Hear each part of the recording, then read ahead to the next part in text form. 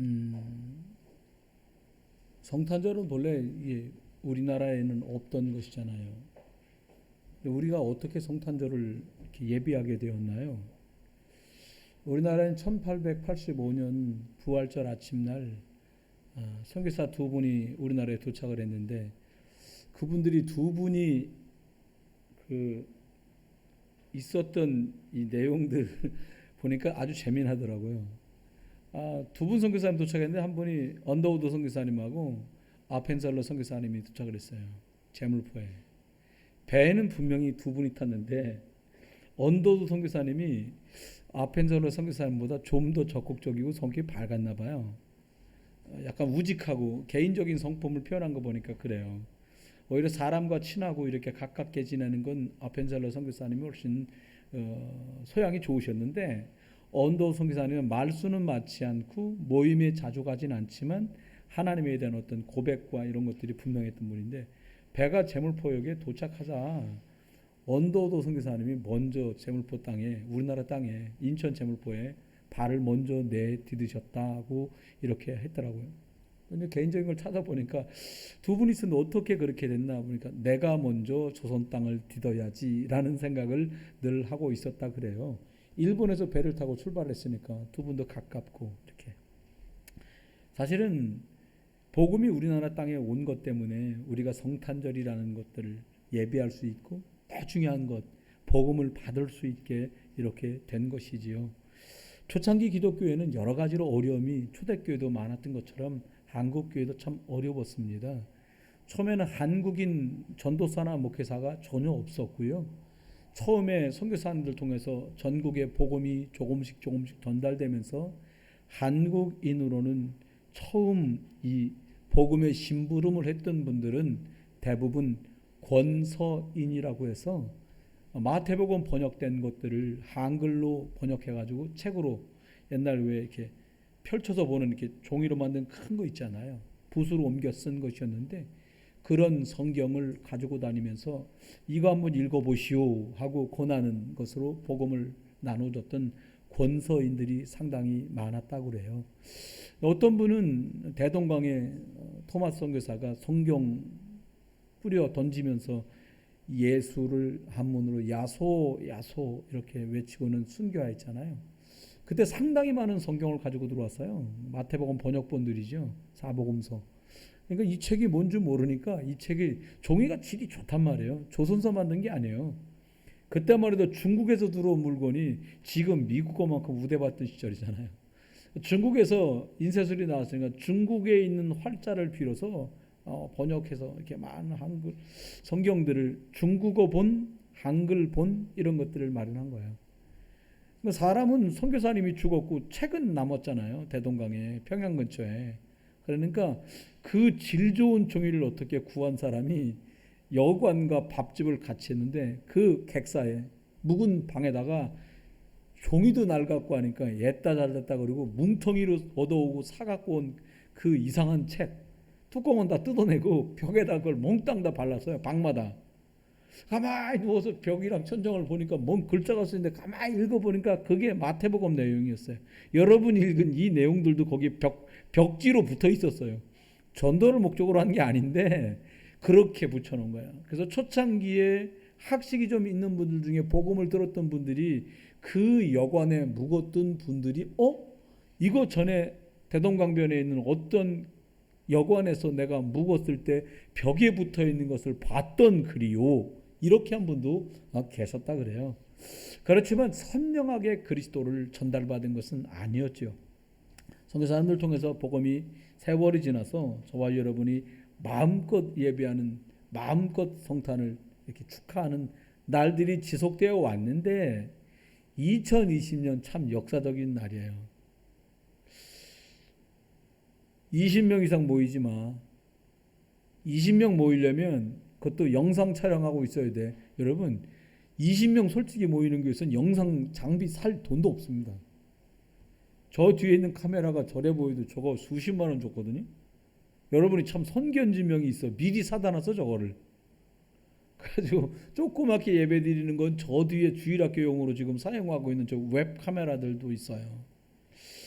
세상전에 처음으로 네로 황제 때 있었고 초대교회 때 있었고 우리나라가 공산치하 있을 때 빼놓고 예배 갖고 시비가 붙어 보긴 처음이에요. 이유는 전염병 예방 차원에서 그런다라고 말합니다. 저는 생각해 봅니다. 우리 지금 찬양대에 있는 이 친구들 그리고 저들을 키우고 있는 우리 교사 젊은 렘넌트 선생님들이 더 영육간에 힘 있는 분들 되셔서 교회가 복음 때문에 수고하는 것들이 온 사람들에게 제대로 전달되고 그리고 정확한 그리스도의 복음을 가진 많은 위정자 그리고 정치인들이죠. 그리고 경제인 그리고 학자가 각계 분야에서 일어나기를 주의 이름으로 소망합니다. 오늘은 그리스도가 오셨음을 최초로 알린 사람들이 사도들이 아니라 오늘 보니까 동방에서 별을 따라온 동방박사 세 사람들이었습니다. 학계에는 설이 많아요. 40여일 정도 이 떠오른 별을 따라왔다라는 설부터 수개월을 별 따라왔을 것이다 라는 설까지 있습니다. 별이라는 것이 특성상 낮에는 뜨지 않기 때문에 아마도 밤마다 그 별을 따라 그들이 인도받아 왔을 가능성이 매우 높지요. 캐롤송 몇 곡 불러서 영광을 돌려드리기엔 너무 크고 너무 위대하시고 너무 우리들에게 생명 같은 그리스도가 오신 것이지요. 그래서 이 동방박사 세 사람들이 드린 예물 자체가 하나님께서 주신 그리스도의 사명, 그리스도의 삼직을 아주 선명하게 나타나고 있고요. 하나님께서는 이 동방박사들을 통해서 이 정확한 그리스도의 삼직이 현장에 이 말마구간에 전달된 것처럼 오늘날은 저와 여러분이 이 많은 현장 안에 정확한 만왕의 왕 되시고 그리고 참 제상이 되시고 참 생명의 길 선지자가 계신 그리스도가 전달되기를 주께서 원하시는 겁니다. 첫 번째는 그리스도가 오셨다고 그들이 예물을 드린 첫 번째 예물이 황금이었어요. 왕 되심을 나타내는 상징적인 의미들이 있지요. 예수 그리스도의 오심은 어느 날 우연히 툭 하고 태어나신 게 아니라 구약이 계속 예언되어 왔어요. 처음 사람 아담과 하와에게도 창세기 3장 15절에 여자의 후손을 보내주겠다. 모든 인류가 남자의 후손으로 태어나는데 남자, 다시 말하면 아담의 후손인데 아담의 후손은 원죄에 있으니까 하나님과 떠나 있는 존재니까 누구도 구원할 수 없으니까 하나님께서 원죄에 영향받지 않으시고 이 땅에 보내실 그리스도를 보내주겠다라는 것들을 뜻하고 알고 있었던 그들이 황금을 예수 그리스도께 드린 겁니다. 만왕의 왕이라는 상징이에요. 왕 그러면 여러분 제일 먼저 뭐가 떠오르세요? 왕. 뭐 성탄절 예배니까 편하게 대답 한번 해보세요. 왕 그러면 뭐 생각나세요? 네, 크게 왕관. 그래요. 왕관. 또 다른 나라 서양 같으면 임금이 들고 있는 임금만 들고 있는 홀이 있거든요. 지팡이라고 말할 수 있죠, 우리말로 말하면. 왕관이 제일 먼저 생각나요. 근데 은으로 왕관을 만드는 건 별로 없어요. 대부분 금이지. 근데 금도 진짜 최고 금은 황금인데 어떤 분은 백금이잖아요 이렇게 말하는 분도 계시더라고요. 황금으로 왕관을 씌워서 이분이 왕이다 라고 말을 했죠. 오늘 그리스도께 황금을 드려서 경배한 것은 이분이 세상의 어떤 왕들보다 왕이다. 킹 오브 더 킹이 왕 중에 왕으로 이분이 오셨어요 라는 소식을 이들이 제일 먼저 이 땅에 알렸어요.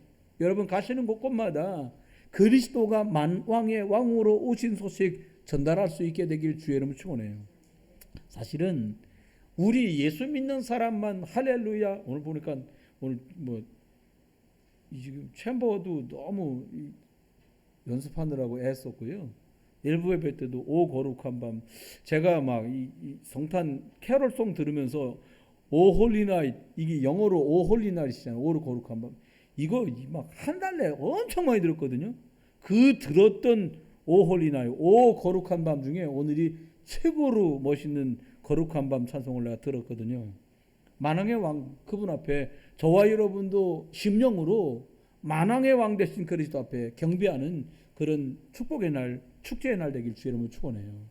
구원받은 사람에게만 경배받으실 하나님이 아니라 모든 이 땅에 있는 만물이 그리스도의 오심을 사실 경배해야 돼요.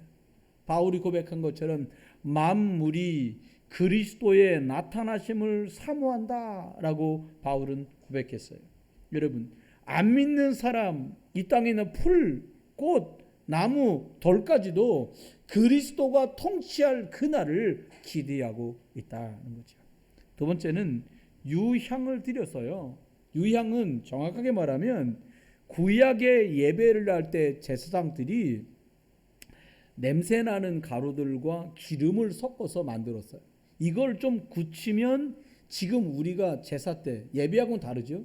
제사 때 쓰는 향처럼 만들기도 하고요. 어떨 땐 가루를 빻아가지고 불 위에 태우기도 했어요. 성경이 이렇게 말했습니다. 성경에 하나님께 예배하려고 이 유향을 가지고 향기나게 만든 이 기름이나 가루를 만들어서 개인적으로 쓰지 말아라 라고 말을 했어요. 이게 레위기에 보면 여러 번 설명이 나와요. 이 말은 무슨 말입니까? 저주와 재앙을 해결할 수 있는 그 참된 유향이 되신 참 제사장은 그리스도밖에 없다라는 말이에요. 너희가 똑같은 향, 가루를 만들어서 바르고 불 피워 냄새를 낸다고 해도 너희는 저주와 재앙을 해결할 수 없다라는 말이에요. 여러분, 저주 재앙을 해결하려고 이제는 향을 태우거나 그 유향을 바르거나 향기름을 바르는 것이 아니라 십자가에서 단번에 죽으시고 완벽한 제물 되셔서 모든 저주를 끝내신 줄 믿으시기 바랍니다. 이 동방박사가 유향을 드리는 의미 속엔 이 뜻이 담겨 있어요. 다시 더 이상 어떤 양이나 소를 잡아서 드리지 않아도 돼 라고 하는 완벽한 해결이 담겨 있는 의미입니다. 사실 우리가 이 땅에 완벽하거나 단 한 번으로 되는 건 없잖아요. 하나님께서는 십자가에서 단번에 영원한 속죄의 피를 그리스도께서 쏟으시도록 하셨어요. 그리고 그 단번에 영원한 속죄의 제물이 되셔서 저주 재앙, 고통당하는 사람들의 문제를 해결하신 거예요. 이제는 한층 더 나가서 이 유향을 우리가 예배할 때만 피우고 그리고 그 향기름을 바르는 것이 아니라 현장에 많은 사람들이요 사실은 저주재앙 때문에 고통 많이 당해요.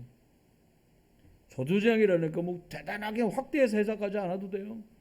정말 괜찮은 자리, 높은 지위, 좋은 환경에 있는데도 불안하고 두렵고 염려 걱정에 휘업싸인 사람들 너무 많아요. 여러분, 원하는 대로 안 되면 사람들 다 불안해하잖아요. 근데 저와 여러분 하나님 자녀가 맞다면, 하나님 능력 믿는다면 저와 여러분이 누리고 생각하고 묵상하는 것만으로도 불안이 사라져 버린다니까요. 왜요? 예수 그리스도가 저와 여러분 안에 참 제사장, 유향의 기름을 태워서 그 만든 향가루를 태워서 뿌리지 않아도 되는 저주 재앙을 완벽하게 소멸하신 이 예수 그리스도, 이제는 이 예수 그리스도를 이렇게 현장의 사람들에게 전달해 줘야 돼요. 그래서 여러분들 아프면 약 바르잖아요. 저는 맞는 거라고 생각하거든요. 아픈 거 약 발라. 가장 모든 사람이 보편적으로 알고 있는 상식이잖아요. 그런데 세상이 만든 그 약으로는 치유되지 않고 해결되지 않는 문제가 너무 많은 거예요. 그래서 처음부터 주신 답이 뭐냐? 너희들이 가서, 그 사람들 그리스도 몰라. 그리스도 이름 들으면 된다는 거 몰라. 그리스도 바르면 된다는 거 몰라. 그 너희가 가서 이 그리스도 이름을 발라주는 사람 되라. 할렐루야. 그런 축복을 주신 거예요. 믿거나 안 믿거나 현장에 있는 사람이 안 믿어도 사실이에요. 저와 여러분을 통해서 이 저주재앙 고통당하는 현장에 이 그리스도 예수 이름으로 유향을 발라주길 원하시는 거예요. 여러분, 사마리아 사람 얘기가 나오잖아요. 사마리아 우물가에 있던 여자 말고요. 사마리아 사람이 길에 쓰러져 있는데요. 한 사람이 쓰러져 있는데 그 사람을 구해준 사람이 사마리아 사람이에요. 아무도 제사장도 지나가고 뭐 레위인도 지나가고 다 지나갔는데 가장 사람들에게 지탄받던 사마리아 사람이 길에 쓰러져 있는 사람을 자기 나귀에 실어가지고 여관까지 가서는 돈을 툭 주면서 하는 말이 이 사람 좀 잘 보살펴서 이 사람 좀 살게 해주라고. 근데 그때에 발라줬던 기름이 이 유향기름이란 말이에요. 치료하고 조두지향을 낫게 하는 기름을 발랐어요. 여러분, 이 시대의 사마리아 사람이 누구겠어요? 사마리아 사람이라고 지칭했지만 그 뜻은 뭐냐면 사람들은 너를 죄인이라고 네가 너를 생각해도 연약하지. 우리가 바로 영적 사마리아 사람이에요. 우리에게 하나님이 우리를 복되게 하시는 게 뭐냐? 우리 살다 보면 어떤 사람은 길에 엎어져 있고 어떤 사람은 회사에 엎어져 있고 어떤 사람은 학교에 엎어져 있고 심지어 어떨 때는 교회 와서 엎어져 있고 심지어 어떨 땐 집에도 엎어져 있는 사람이 있어요. 엎어졌다니까 쓰러졌다는 육신적인 표현이 아니라 연약하고 낙심되고 힘겨운 사람들 있잖아요. 여러분, 오늘 밥 먹자. 밥 먹고 기분 풀어. 밥 먹을 때뿐이야. 오히려 밥 먹으러 기분 풀러 갔다가 기분도 상해가도 온대. 5명이 밥 먹으러 갔어 오늘. 5명 안 돼요. 4분 앉고 떨어져 앉으세요. 대본에 그런단 말이에요. 그럼 또 기분 상하잖아요. 그러지 말고요. 그걸로는 해결 안 돼요. 그리스도로 발라주는 그 증인 되기를 주의 이름으로 축원합니다. 세 번째는 몰약을 통해서 참 선지자가 오신 것을 그들이 고백했고 그것을 인류에게 알렸어요. 여러분, 세상에 변하지 않는 게 없어요. 다 변해요. 다 변해. 물을요 한 곳에 담아갖고 놔두잖아요. 한여름엔 이틀이면 쉬고요, 일주일이면 여기서 곰팡이 펴요. 이렇게 녹차를, 이건 녹차인데 지금 맹물은 덜 곰팡이 나고요, 녹차는 바로 곰팡이 나요. 왜? 뭐가 들어갔으니까. 여러분, 변하지 않는 게 아무것도 없어요.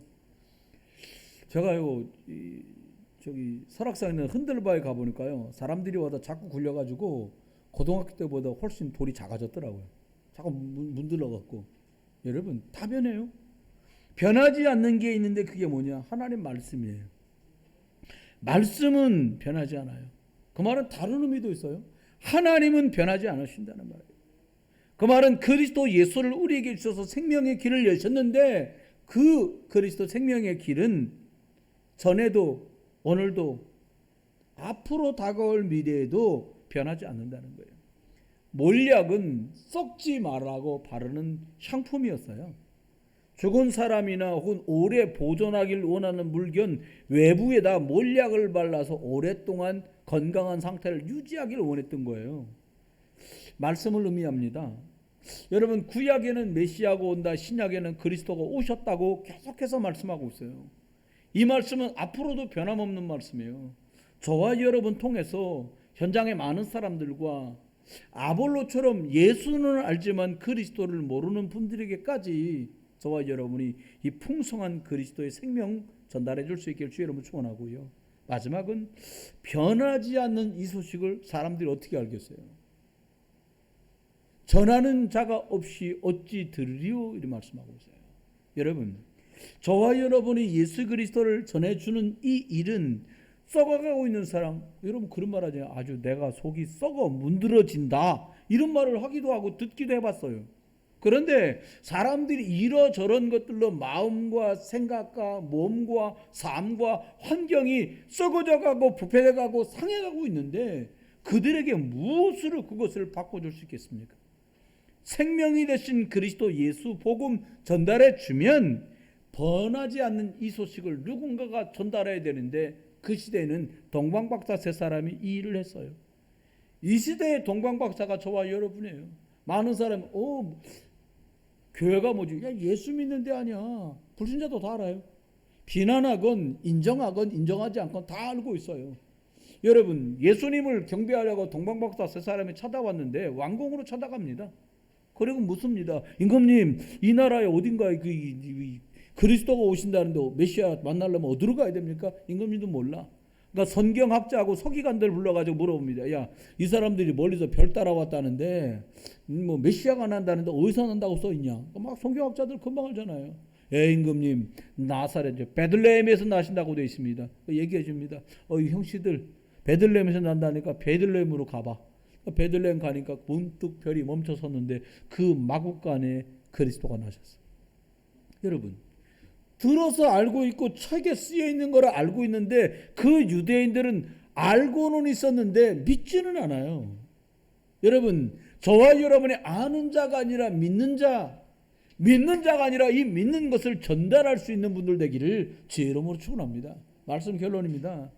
이 시대에도 동방박사가 필요해요. 아니, 예수님 벌써 왔는데 진작에 왔는데 웬 동방박사? 정말로 동방박사가 필요해요. 어떤 동방박사요? 복음을 누리는 동방박사가 필요한 거죠. 저와 여러분이 동방박사요. 그 학자들이 말한 대로 40일 만에 왔다, 뭐 수개월을 왔다, 어쨌든 남의 나라에서 밤마다 낙타든 말이든 걷든 타고 오려고 걸어오려면 수고가 말도 못했을 거예요. 여러분, 수고스럽고 번거롭더라도 저와 여러분 끝까지 그리스도의 복음 사수하고 누릴 수 있게 되길 주의 이름 축원해요. 뭘 누려요? 예수 그리스도만 진짜 하나님 누리고 만나는 생명의 길이 맞구나, 이거 누리시면 돼요. 복음 누리다가 하나님이 자연스럽게 조두재앙에서 풀어나고 자유 주고 해방 주신 것, 인생 잘 될려나 안 될려나 노심초사했는데 승리로 축복하신 그 그리스도를 누리는 저와 여러분 되시기를 주의 이름 축원해요. 기도 수첩이 바깥에 있더라고요. 여러분, 작은 책 한 권이지만 생명이 수록되어 있고 생명을 전달하기 위해서 기록된 것들이잖아요. 저와 이런 복음 누리는 그런 응답도 또 있게 되길 바랍니다. 두 번째는요, 복음을 전달하는 거예요. 이제는 이 동방박사 세 사람들 별 떴네, 별이 가네 이러고 원래 있던 자리에 있었다면요 경배할 수 없었어요. 이 소식을 알릴 수도 없고 나타낼 수도 없었을 거예요. 복음을 어떻게 전달하면 됩니까? 유향을 발라줘야 될 사람들, 유향을 수요하는 사람들은 저 현장에 있는 사람들이에요. 교회 안에도 몇 분 계실 수도 있어요. 구원 받았지만 연약감 때문에 유향을 발라줘야 될 분들이. 그런데 현장에는 너무 많다는 거예요. 우리가 가는 학교, 내가 가는 직장, 내가 만나는 사람, 명절이 만난 친척, 아니면 우리 집 안에 있는 가족, 그들에게 정확한 생명의 복음을 주님이 기회 주시는 대로 동방박사가 되어 전달할 수 있게 되기를 주의 이름으로 축원합니다. 겸손하게 이들이 물은 것처럼 겸손하게. 마지막입니다. 복음 안에 있는 생명은 반드시 역사가 나타나요. 예수 그리스도를 그들이 와서 고백하고 돌아가는데 그 역사는 나타났어요. 어떤 역사가 나타납니까? 사단이 벌벌 떨기 시작했겠죠. 어떤 역사가 나타납니까? 이 복음의 사실을 감추려고 2세 미만의 아이들이 순교하는 일이 벌어졌어요. 목사님, 가슴 아픈 일이 그게 역사입니다. 그것도 흑암의 역사예요. 어쨌든 복음 때문에 나타난 일들이고 증거예요. 그렇습니다. 여러분, 이제 다른 것 갖고 그리스도 의심을 말할 수 없잖아요. 별이 떠서 우리를 움직이게 하려나요? 그거 아니잖아요. 저와 여러분에게 주신 이 복음 가지고 그리스도 의심을 오늘도 말할 수 있는 그 시작과 출발이 있기를 주의 이름으로 축원합니다. 한 주간 오늘 월부터 오늘 금까지 왔어요. 오늘도 성탄절에 우리가 두 번 나눠서 예배를 드렸어요.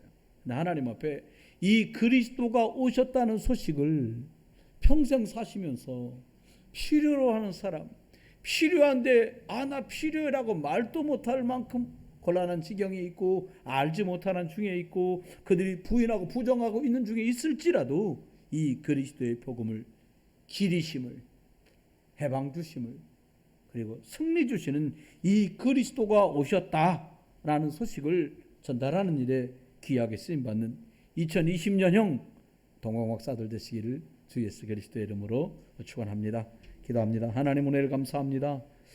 그리스도가 오셨음을 말하고 전달하는 일에 우리를 부르신 하나님, 일평생 이 일을 위해 사용되고 쓰임받도록 하나님 우리를 사용해 주시고 황금과 유향과 몰약을 드렸던 이 동방박사들처럼 우리가 이 시대 우리가 가는 곳곳 있는 곳에서 또 그리스도에 오셨음을, 예수가 그리스도 되심을 말하고 전달하는 이 시대의 동방박사로 살게 해 주시옵소서. 주 예수 그리스도의 이름으로 기도드렸습니다. 아멘.